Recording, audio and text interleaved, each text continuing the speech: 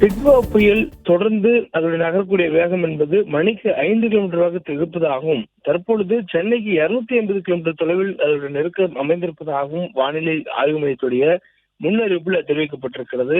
தற்போதைய சூழல்ல அந்த புயலுடைய நகரும் வேகம் என்பது இதற்கு முன்பாக அதனுடைய வேகம் என்னவாக இருந்ததோ அதே வேகத்தில் தொடர்ந்து நீடிப்பதாக சொல்லப்பட்டிருக்கிறது. அதாவது இரவு நேரத்துல நள்ளிரவு 2:30 மணி அளவுல அதனுடைய நகரும் வேகம் என்பது மணிக்கு 5 கிலோமீட்டர் வேகத்தில் நகர்ந்து வருவதாக வானிலை ஆய்வு தெரிவித்திருக்கிறாங்க.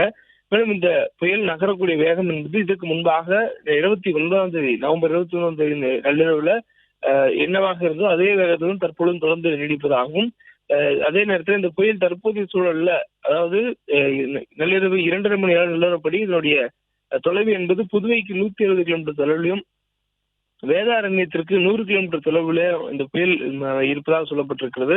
மேலும் காரைக்காலுக்கு இந்த புயல் 80 கிலோமீட்டர் தொலைவில் இருப்பதாக சொல்லப்பட்டிருக்கிறது.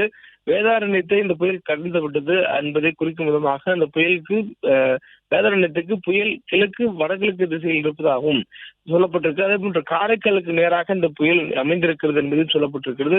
காரைக்காலுக்கு நேராக வங்கக்கடல்ல கிழக்கு திசையில புயல் மையம் கொண்டிருப்பதாகவும் வானிலை ஆய்வு தெரிவித்திருக்கிறாங்க.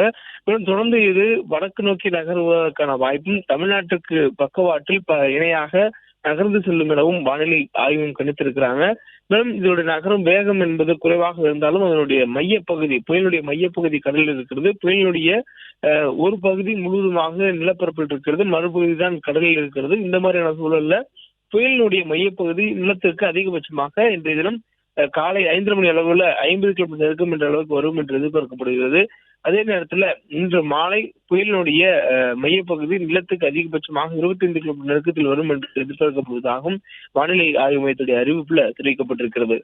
பிளே ஸ்டோர் மற்றும் ஆப் ஸ்டோரில் இருந்து பாலிமர் செயலியை QR கோடு மூலம் பதிவிறக்கம் செய்யுங்கள். செய்திகளை உடனுக்குடன் பெறுங்கள்.